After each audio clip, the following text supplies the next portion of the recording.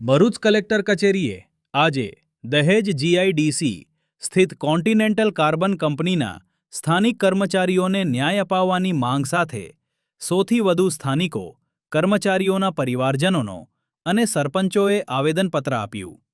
રજૂઆતમાં કંપનીના કેટલાક અધિકારીઓ પર માનસિક ત્રાસ, ભેદભાવપૂર્ણ વર્તન અને ફરિયાદોના સમયસર નિકાલ ન કરવાનો આક્ષેપ કરવામાં આવ્યો છે.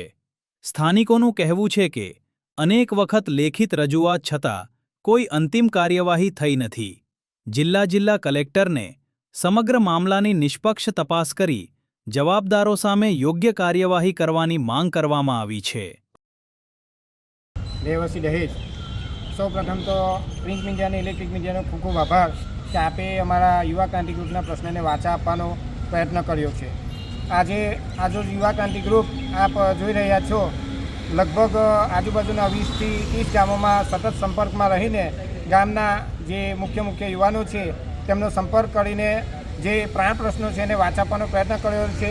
તેમાંનો એક મુખ્ય પ્રશ્ન અત્યારે સળગતો કહી શકાય, તેમાં કાર્બન કોન્ટિનેન્ટલ કંપની દ્વારા તેમના કર્મચારીઓનું સતત માનસિક ટોર્ચર અને શોષણ કરવામાં આવ્યું છે, જેના આધાર અને પુરાવાઓ પણ છે. અને ત્યાંના HR ડિપાર્ટમેન્ટના HR હેડ લલિત પરમાર દ્વારા આગળ 6 મહિના પહેલાં પણ રજૂઆત કરવામાં આવી હતી, પણ હજુ સુધી એનું કોઈ સંતોષજનક નિરાકરણ આવેલ નથી. તે પણ પ્રશ્ન છે. અને સાથે સાથે લેન્ડ યુઝરોનો જે પ્રશ્ન છે, 80-20નો રેશિયો છે, એમ ઘણા બધા અત્યંત જટિલ પ્રશ્નો છે, તેને ઉઠાવીને આજના રોજ જ્યારે કલેક્ટર સાહેબશ્રીને આવેદનપત્ર આપવામાં આવ્યું છે.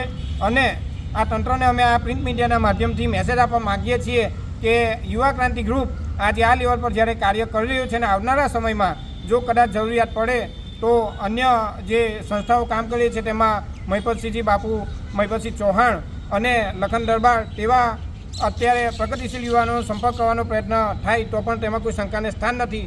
તો આ ખાસ કરીને આજના આવેદનપત્રમાં વિશેષ સૂચન કરીએ છીએ કે આપ અમારા પ્રશ્નોને સારી એવી વાચા આપી અને તાત્કાલિક ધોરણે તેનું નિરાકરણ કરો એવી અભ્યર્થના સાથે જય હિન્દ, જય ભારત. રોજગારી હમારો